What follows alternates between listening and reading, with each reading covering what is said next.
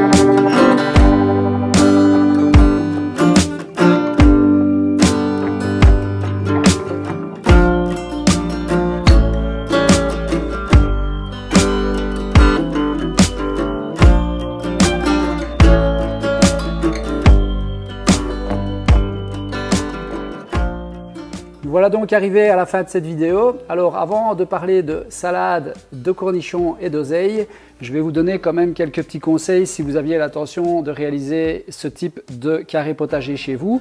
Alors d'abord au niveau des essences de bois, l'idéal c'est de travailler avec des bois type mélèze, châtaignier ou robinier faux acacia. C'est vraiment les essences les plus conseillées pour ce type d'ouvrage. Vous pouvez utiliser évidemment du sapin blanc ou du sapin rouge, mais ça va pourrir très vite, contrairement justement aux mélèzes, châtaigniers ou robiniers faux acacia qui vont être beaucoup plus résistants dans le temps. Au niveau des assemblages, comme vous avez pu voir, donc c'est des mi-bois. Il ne faut pas qu'ils soient bien ajustés. Quand je dis il ne faut pas qu'ils soient bien ajustés, il ne faut pas laisser 3 mm de jeu sur les côtés. Mais par contre, à l'intérieur, donc dans le U, là, vous devez vous laisser 5 mm de jeu au-dessus et en dessous. Pourquoi? Parce que les lames de bois vont vraiment gonfler dans le temps. Vous avez peut-être déjà vu certaines clôtures qui sont rainurées languettées en extérieur et puis des fois elles se déboîtent ou elles se déforment complètement. C'est parce que justement il n'y a pas suffisamment de jeu dans la profondeur des rainures et des languettes. Au niveau justement des profondeurs rainures languettes, laissez-vous 3 mm en fond de rainure si vous deviez reproduire éventuellement des rainures et des languettes comme c'était le cas, ou acheter tout simplement des lames pour la réalisation d'abris de jardin. Voilà, ça c'était pour les petits conseils si vous vouliez éventuellement en refabriquer un vous-même tout en restant sérieux. Maintenant on va parler donc comme je disais un petit peu permaculture. Ce week-end j'ai reçu une demande d'un monsieur qui me demandait si le positionnement de fibres dans une vidéo qu'il avait vue était normal et si l'utilisation de la ponceuse était correcte. Alors pourquoi cette personne est venue vers moi? C'est une personne qui fait partie de ma communauté et il suit évidemment pas mal de vidéos sur YouTube. Alors la société aujourd'hui finalement elle est malade, j'ai pas peur de le dire, je le crie haut et fort. C'est-à-dire qu'aujourd'hui en vous racontant des salades, en se prenant un peu le melon, on vous prend pour des cornichons et on fait pas mal d'oseille. C'est un petit peu finalement la société d'aujourd'hui. Je ne comprends toujours pas comment des personnes qui ne maîtrisent pas un métier peuvent vendre des formations qui correspondent à un métier.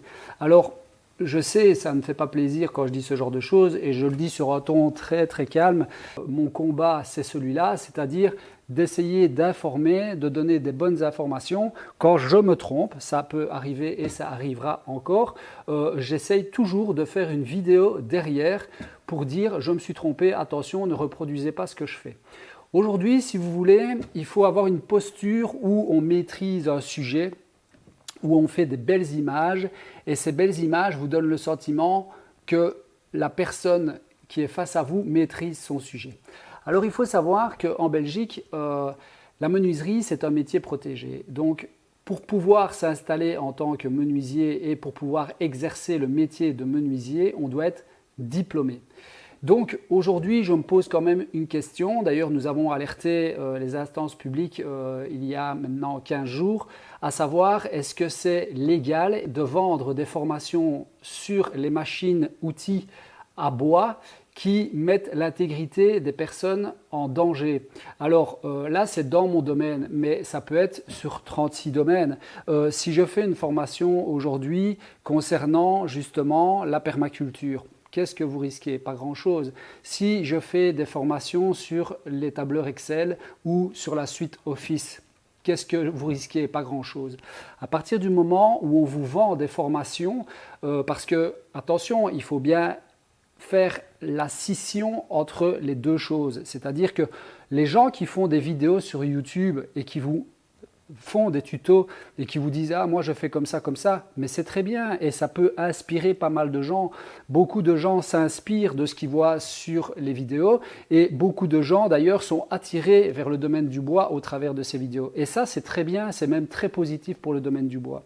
Où il y a un problème, c'est qu'aujourd'hui, certaines personnes font miroiter que le travail du bois, c'est simple, d'une part, et d'autre part, ils font miroiter aux gens qu'ils peuvent devenir eux-mêmes professionnels ou devenir de très bons menuisiers, alors que ces personnes même n'ont jamais gagné 1 centime d'euro au travers du métier de menuisier. La pédagogie, c'est une chose, c'est-à-dire que Moi, je ne suis pas quelqu'un de spécialement pédagogue dans ce que je fais. Il y a des gens qui ont une faculté à la pédagogie. Mais on peut être très bien pédagogue et vous vendre quelque chose qui est faux. C'est-à-dire que je peux aujourd'hui vous faire une vidéo pédagogique sur la permaculture sans pour autant en avoir les connaissances et donc débiter toute une série de bêtises. Alors là, je vais vous partager quelques images et je vais vous poser une question à la suite du visionnage de ces images. Est-ce que vous avez vu des erreurs sur ces images et quelles sont-elles? N'hésitez pas à mettre dans les commentaires quelles sont les erreurs que vous avez pu découvrir. Et je vais vous poser une question après cela, c'est si vous n'avez pas vu les erreurs dans ces images, vous êtes capable de découvrir les erreurs de sécurité ou les erreurs qu'on peut vous déléguer. C'est-à-dire que si moi je vous dis utilisez votre scie circulaire d'une telle manière ou utilisez votre scie à format d'une telle manière, ou bien pousser votre bois d'une telle manière ou d'une autre manière, êtes-vous capable aujourd'hui de dire « Ah ben non, ce que tu me dis n'est pas bon ».